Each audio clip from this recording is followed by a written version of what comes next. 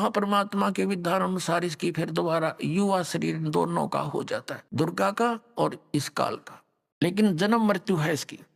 उसके बाद ये एक युग हो गया अक्षर पुरुष का।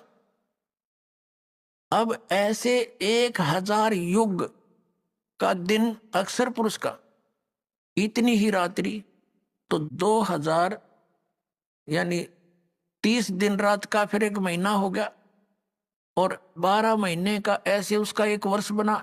ऐसे जो इस गिनती से, इस रीति से जो उनके एक युग बना, तो 12 महीनों का एक वर्ष हुआ। और 100 वर्ष की आयु होगी अक्षर पुरुष की, उसका भी नाश होगा फिर। जो कितनी लंबी आयु है। 70,000 बार शिव मर लेगा, एक ब्रह्म की मृत्यु होगी, वो युग होगा, इस अक्षर पुरुष का एक युग होगा। और ऐसे 1000 युग का दिन, इतनी रात्रि, और फिर 30 दिन रात का महीना, 12 महीने का एक वर्ष, और 100 वर्ष की आयु अक्षर पुरुष की, और फिर भी मृत्यु होगी। इसलिए इसको अक्षर भी लिखकर नासवान कहा गया है। एती उम्र बुलंद मरेगा अंतरे, क्यों? क्योंकि सतगुरु लगे न कान, न भेंटे वो संतरे।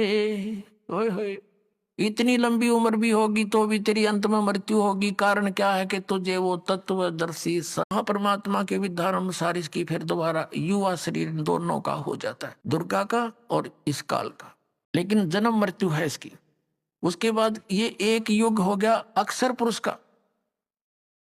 अब ऐसे 1000 युग का दिन अक्षर पुरुष का, इतनी ही रात्रि, तो 2000 यानी 30 दिन रात का फिर एक महीना हो गया, और 12 महीने का ऐसे उसका एक वर्ष बना।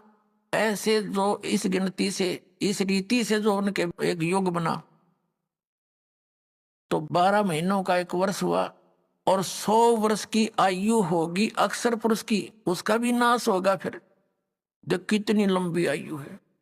70,000 बार शिव मर लेगा, एक ब्रह्म की मृत्यु होगी, वो युग होगा, इस अक्षर पुरुष का एक युग होगा। और ऐसे 1000 युग का दिन, इतनी रात्रि, और फिर 30 दिन रात का महीना, 12 महीने का एक वर्ष, और 100 वर्ष की आयु अक्षर पुरुष की, और फिर भी मृत्यु होगी। इसलिए इसको अक्षर भी लिखकर नासवान कहा गया है। एती उम्र बुलंद मरेगा अंतरे, क्यों?